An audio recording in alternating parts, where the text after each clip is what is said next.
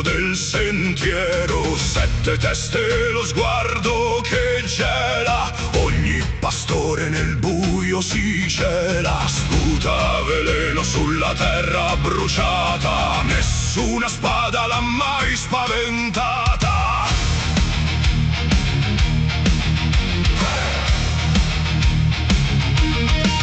Arriva il santo con la croce e l'ingegno, sfidando il drago nel suo folle regno. Guarda la coda, Pietro gridò, e il mostro stolto il suo corpo girò. Preso per la coda, scagliato nel vuoto, il colpo fu forte, un boato remoto.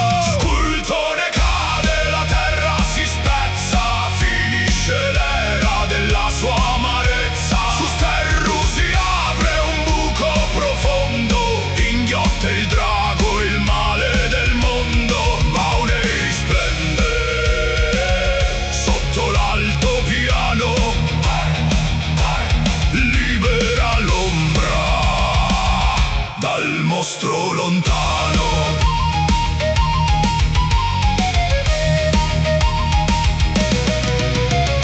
100 metri di buio e di pietra, dove la luce si fa più tetra. Il drago è là sotto, tra le radici, cercando il perdono dei suoi sacrifici. Ma l'acqua del mare non spegne il suo fuoco, la roccia lo tiene, non è più un gioco.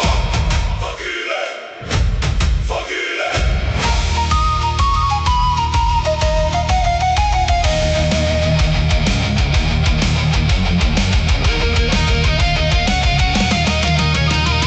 Senti il boato che sale dal fondo e il respiro di Scultone che scuote il mondo. Ma la fede di Pietro è un muro d'acciaio, spegne per sempre quel nero presagio.